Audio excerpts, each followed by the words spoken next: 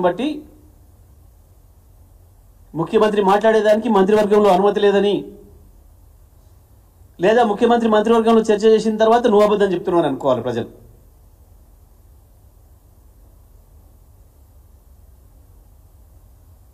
ఏది వాస్తవం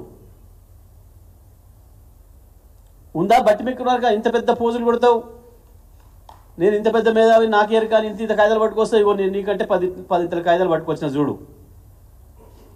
మొదలు పెడదామా చర్చ. 1956లో మీ చేతికి రాష్ట్రాన్ని ఇచ్చిన కానించి సకల దరిద్రాలకు మూలమైంది సమైక్య ఆంధ్రప్రదేశే. హైదరాబాద్లో తెలంగాణలో సకల దరిద్రాలకు మూలమైంది. ఆ పాపం మీది, మీ కాంగ్రెస్ది. 56లో ఏముండే హైదరాబాదు? మూసి ఏముండే? చెరువులు ఎన్ని ఉండే? మూసిలో నీళ్ళు ఎంత స్వచ్ఛంగా ఉండే? 2014 నాటికి మూసి నీళ్ళ పరిస్థితి ఏంది? హైదరాబాద్ చెరువుల పరిస్థితి ఏంది? మొత్తమైపోయిన చెరువులెన్ని? ఆక్రమించబడ్డ చెరువులెన్ని? నీటి నిల్వ ఆనాడు ఎంత ఉండే? 2014 నాటికి నీటి నిల్వ ఏముండే? లెక్కలకు సిద్ధంగా ఉన్నావా? చర్చకు సిద్ధంగా ఉన్నావా? గూగుల్ మ్యాప్లు లేని కాలంలో వదిలేద్దాం, గూగుల్ మ్యాప్లు మొదలైన రోజు నుంచి తీద్దాం. ఇవన్నీ అవే, నిన్న నువ్వు చూపించిన వాటితో సహా. ఉన్నవా చర్చకు సిద్ధంగా? నువ్వు నిన్న ప్రకటించిన చెరువుల FTL ప్రకారమే ఇగో ఈ లిస్టు. వీటిని కూలగొట్టే దమ్ముందా? వీటి జోలు వేయే దమ్ముందా నీకు, నీ ముఖ్యమంత్రికి? నీకు నీ ముఖ్యమంత్రికి వీటికి జోలి పోయే దమ్ముందా? ఏంటివి?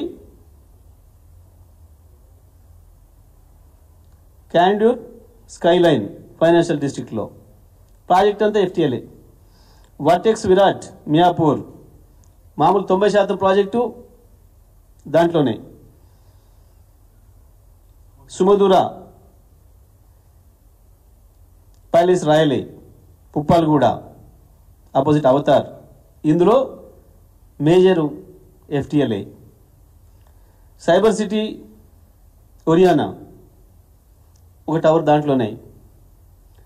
పూజా మ్యాజిక్ SMR వినయ్ వజ్రం హానర్ సిగ్నైటిస్ ఇవి ఇక కమర్షియలీ ఫినిక్స్ ఉన్నాయి, వైష్ణవి ఉన్నాయి. ఇట్లా ఒకటొకటి. మరి ఈ లెక్కన వీటన్నిటిని మీరు గుణగొట్టుకుంటా పోతే ఇవాళ ప్రజాధనం, దాని మీద వెచ్చించబడిన ప్రజాధనం 1,00,000 కోట్లకు పైగా వృధా అయ్యే అవకాశం ఉంది. నిన్న మొన్న మీరు కూలగొట్టినే పాపం పేద ప్రజల ఇండ్లు, ఇప్పటికే 1000 కోట్లకు పైగా ప్రజల ఆస్తి నష్టపోయినాం. పాపం అన్ని అనుమతులు ఉండి నమ్మి రిజిస్ట్రేషన్ అంటేనే ఒక నమ్మకం, మున్సిపాలిటీ పర్మిషన్ ఇచ్చిందంటే ఇంకా నమ్మకం, ఇక బ్యాంకింగ్ లోన్ ఇచ్చింది అంటే ఇంకా బేఫికర్ అనుకుంటారు పాపం ప్రజలు. ఇవన్నీ ఉన్న వాటిని కూడా ఎటువంటి నోటీస్ లేకుండా, ప్రజలకు ఊపిరి పీల్చుకునే అవకాశం లేకుండా, చిన్నపిల్లలు పుస్తకాలు తెచ్చుకోవడానికి కూడా మాకు అవకాశం ఇవ్వకుండా కూలగొట్టిర్రు అని చెప్పి ఏడుస్తుంటే